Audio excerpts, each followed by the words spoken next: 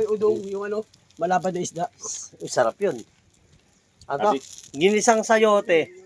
Kadis yun. Para ilang tao yung kakain dyan? Ilang Ano? kayo dyan? 6 na tao. Ang tao dyan, korpo, no?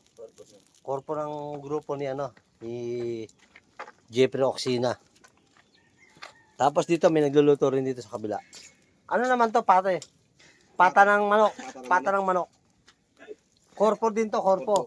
Ilang tao kakain dyan? 1 tao lang, korpo. 3 tao. Bakit sino yung isa? Ano naman, grupo naman ni Elvis. Yan. Sila ang assign magluto ngayon. Para pagdating ng alas 12, kakain na lang yung mga tao.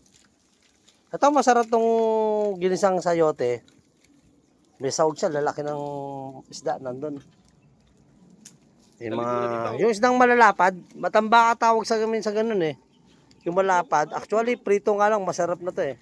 Para udong ata. Yan, ang sarap niya no.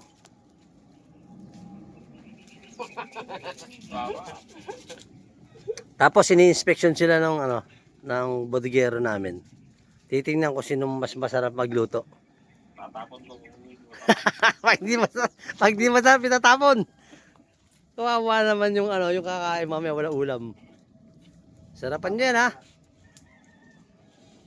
Magpapatayo tayo ng restaurant dito. Oo. Dapat Jenal magluto ka na lang ng ulam pag tanghali, benta mo na lang sa mga tao. Oh, tapos gagawin naman utangin.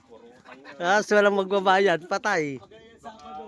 Isang Pag ay Sabado, walang baryan lang. Walang barya. Walang barya, walang magbabayad.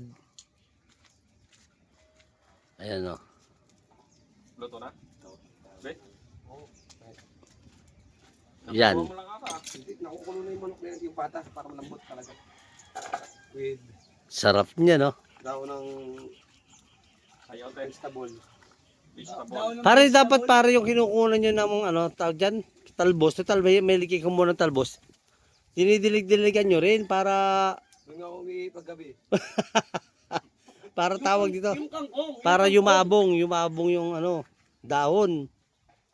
Hindi yung kuha lang kayo ng kuha, dapat dinidiligan nyo rin. Tinan mo pare yung ano namin ni Moises doon, no? Yung lugbati namin. Pare, buhay na, lalaki na ng dahon, may bunga na rin. May pala kangkong. May Ang haba na. Yung talong mabis. Sa bila. Yung talong mo na doon. Laban, di pa. Tapos pare, kung pwede lang isahog yung butete doon, daming butete doon eh. Kanina. Oo, daming butete doon eh. Lagyan mo sa dinigwan yan, hindi na makikita yun eh. Ay, di na. O, takpan mo na, malulot-luto na yan. Pare, di ba yung balaang bukid, nakakain ka na ba nun? Kinakain yun eh. Eh di pare, yung butete ng balaang bukid, pwede rin kainin yun. Oo, kahit bullfrog eh. Oo nga, kinakain namin yun. Tinatanggal lang namin yung sa likod. Ay ba yata gano'n sa likod? Oo, yung may katas. Pero yung ano na, Bakit ganyan yan takip mo? Bakit ganyan yung tsura niyan? Plat na plat. Ano sir, yung pang-iyo to eh. Ah, Iyawan. ay oo, yan ginamit natin dati.